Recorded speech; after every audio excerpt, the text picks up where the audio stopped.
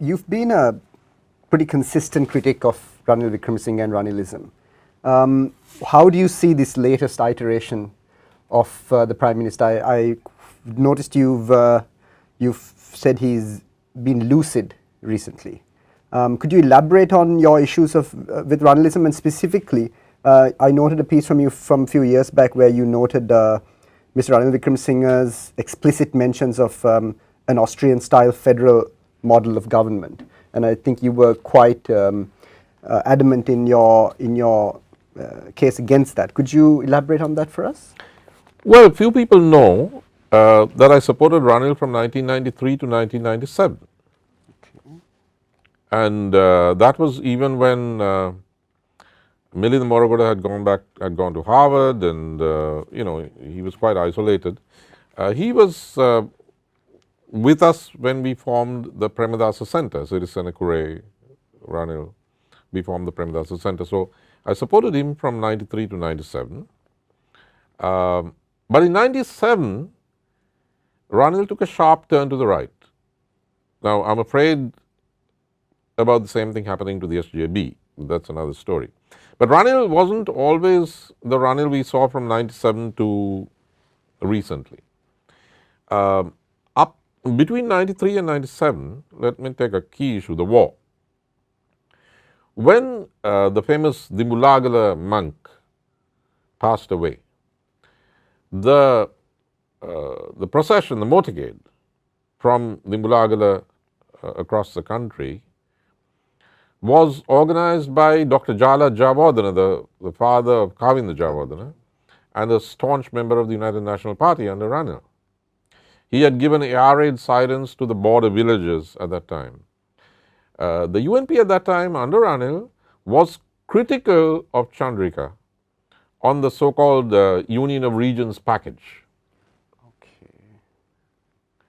And Ranil had given me an interview. I don't usually do interviews, but this is an old hobby horse of mine. Ranil had given me an interview, it appeared in the Sunday Observer, where he promised a social democratic platform.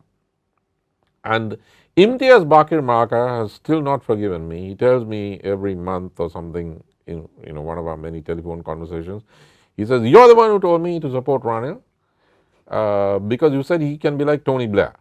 And look what happened with both of them." Right? So this was in somewhere between 93 and 97. But in 97, what happened was you had the Liam Fox agreement. So Ranil did two things. He signed up to the Liam Fox agreement, which completely changed his and the party's attitude to the Tigers.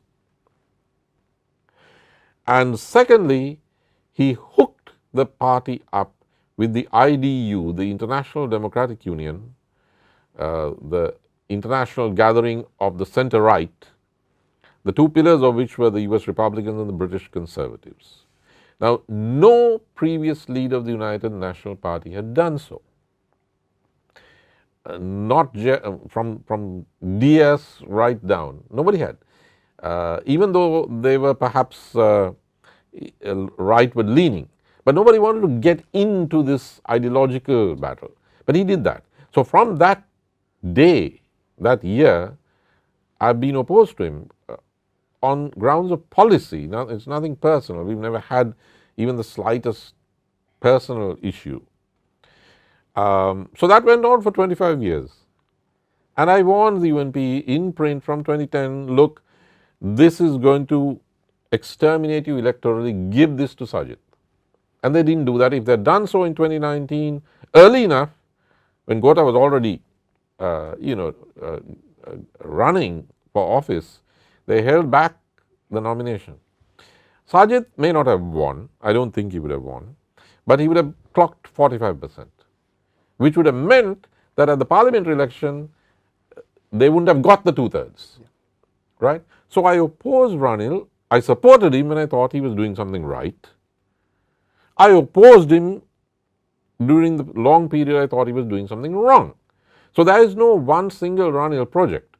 I think Ranil adopted a project of Well, as I said, the Liam-Fox agreement was one. This was because of the electoral strength of the Tamil diaspora. I mean, the British political parties repositioned themselves. They didn't care about terrorism. But why, I mean, you can understand that, but why accept that as your party's policy and keep on losing elections?